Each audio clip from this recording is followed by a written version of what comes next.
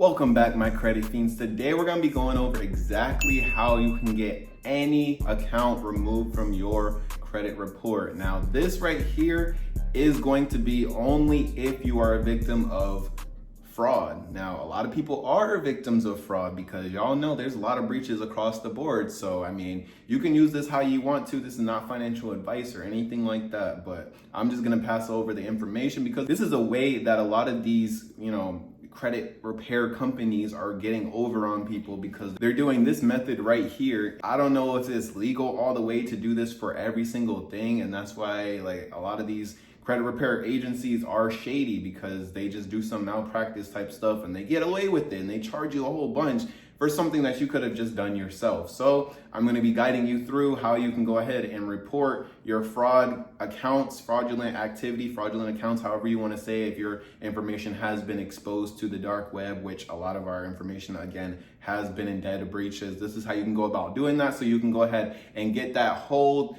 account removed or multiple accounts, however many have been subject to fraud or however you want to go about doing this. It's up to you at the end of the day. Not financial advice, once again. All right, so let's get straight into this video and I'm going to explain everything to you.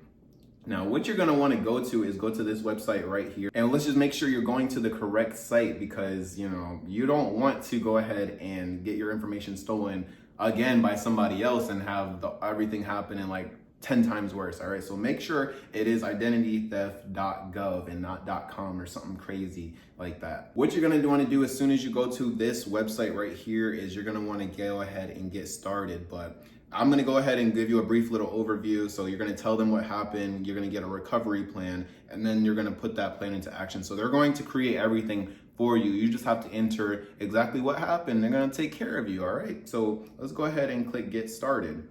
So it's going to ask you which statement best describes your situation. I want to report identity theft. Someone has my information or tried to use it and I'm worried about identity theft.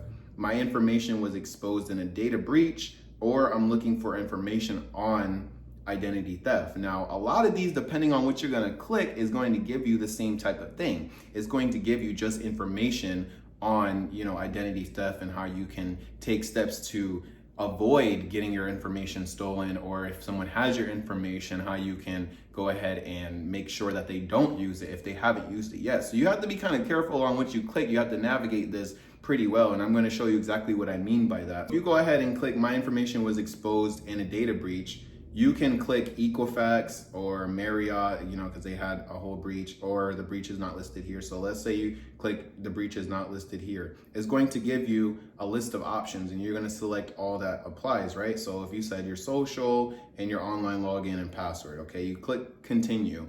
Now, this is what's going to give you on most of the pages here. It's going to say, yes, someone has used my information to make purchases or open accounts, or no, I'm not aware of any misuse. So if you know someone has it, and you're not aware of any misuse, then they're not really going to give you anything. So if I click this right here and you're not aware, then it's going to say if an identity thief has not misused your information yet, then you don't need to file that FTC report. And then there's going to be steps. They're going to give you steps to help protect yourself from identity theft. This is maybe where some people are getting stuck and they're not able to proceed because you gotta tell them that they have used your information if they've used your information. Not financial advice, once again, I'm not telling you what to do.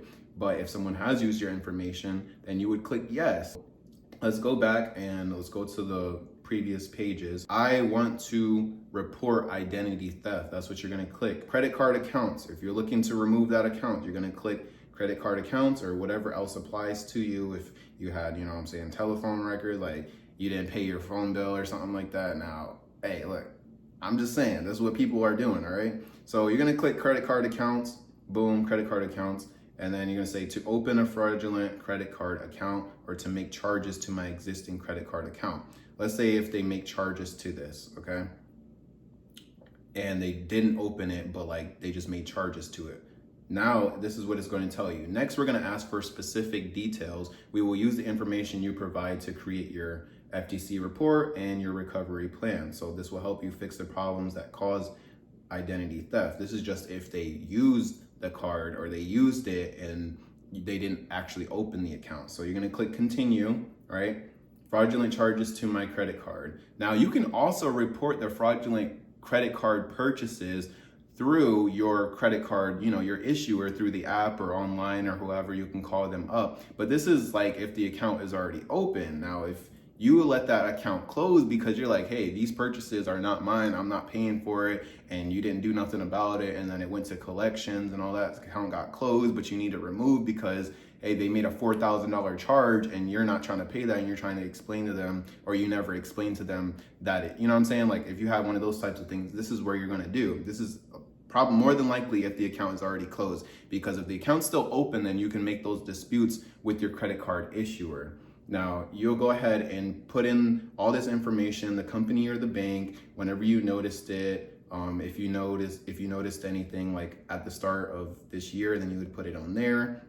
If you know the estimate and your account number, and then obviously if you contacted the company, then this is going to be their information right here. Now you can clearly do this if the account is still open, but I mean, you wouldn't really need to do that unless you would really, really want that account removed. But if you have positive history on that account, just because there's fraudulent activity doesn't mean that the whole account needs to be removed, because you can, you can get those things updated. But if you're having like late charges and all those types of things because you didn't pay it, and you're going back and forth with the creditor on who it was and stuff, then this report is going to be for you. So you're gonna fill in all that information, right? And then the next thing, obviously I'm not filling in this information. Next thing is gonna be your information. So you're just gonna fill in all of your personal details, things of that nature. And that's why I said, make sure you're going to the right website, because if you go to the wrong website, then they're gonna steal your information again. For suspect information, you can actually leave this page blank if you want to, because more than likely you don't know who it is. Now, if you are sure you know who it is,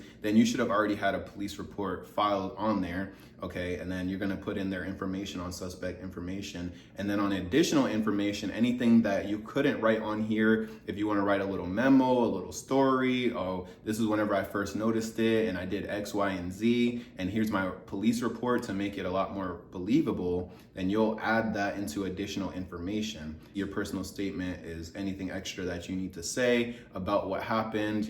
I need this removed, blah, blah, blah. This is exactly how this thing happened, or I don't know what happened, blah, blah, blah. And then you'll review it and you'll submit it. An example of what to add to the additional information section would be, I noticed a hard inquiry on my credit report from a bank I never applied to. Then I found a credit card account opened in my name. If you had that account opened for you and you just didn't know, you just saw it pop up, then that's what you would put. You'd put details about the fraud, 3 accounts were opened using my name, social security between these dates, blah, blah, blah, which you can get from your credit report. You can get a free credit report online, of course. And then you would put the communication. This would be an example of the communication with the companies. I contacted this bank for fraudulent activity. They closed the account but requested a formal identity theft report. And that's when you would go ahead and do this if they request that. Because, after certain amounts, like they're just not gonna be like, okay, yeah, let's just go ahead and credit this account back and let's believe him and blah, blah, blah. Because after certain amounts, you're gonna have to really you're gonna have to really prove that it's fraudulent activity. And then you would put in actions you already taken. I followed this fraud alert with Experian. I froze my account with them, and I also changed my passwords, notified them that, this was going on. And then obviously police reports that you would want to add. Having fraudulent activity, then who wouldn't file a police report? It's not required, but it's going to make your case a lot stronger if you go ahead and file that police report with your FTC report. And then at the end where you have this personal statement right here, this would be an example of what you would put there. You would say, I became aware of identity theft on blah, blah, blah when I received a collection notice for an account I never opened, or, these charges, blah, blah, blah. They're trying to make me pay for these charges. After checking this credit report, I discovered the 2 credit cards and the personal loan opened fraudulently in my name. I contacted all involved creditors. They froze it. A police report was also filed. So you're just going to basically be summing up everything that happened within that. And then on top of that, you are also going to want to send these reports or a letter to the credit bureaus. This would be a sample letter that you would go ahead and send to the credit bureaus as a credit dispute. And you would put like your full name, all your information at the top, the name of the credit bureau you're going to be sending it to, and then you're going to, this is exactly what an example of. Now you can see I use ChatGPT for this because a lot of this stuff it's going to be able to do for you. So you go ahead and plug in your information in here, account number, blah, blah, blah. You would attach a copy of the FTC report after you already file it, a copy of the police report if you have one, and then your ID would be attached to that along with a recent utility bill, so that way they can approve your address, and that's the address that they're going to be using to send you back any communication that they have with you. Make sure you say, under the Fair Credit Reporting Act, FCRA, I request that you remove or block fraudulent accounts from my credit profile, reissue an updated credit report showing me the correct information, as if, you know, saying you had those late payments or something like that because you weren't trying to pay that because it wasn't your information. You see what I'm saying? So this is exactly how you can get that account removed from your profile, because anything that's not correct is supposed to be removed from your profile.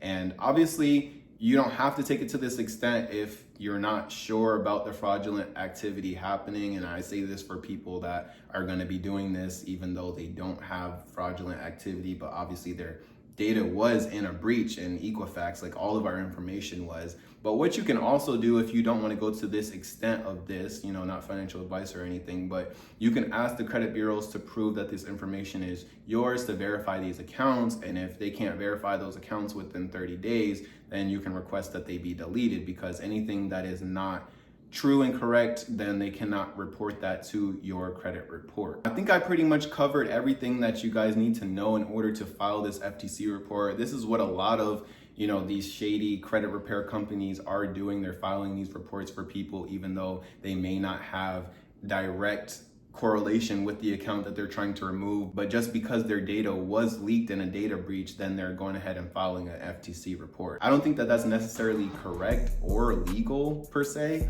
but people are doing it, so it's up to you on what you want to do. Again, not financial advice or anything, but this is how you do it. If you are a victim of identity theft, then this is what you need to do. Hope this helped you guys out, and I'll catch you guys in the next video. We're fiending for that credit.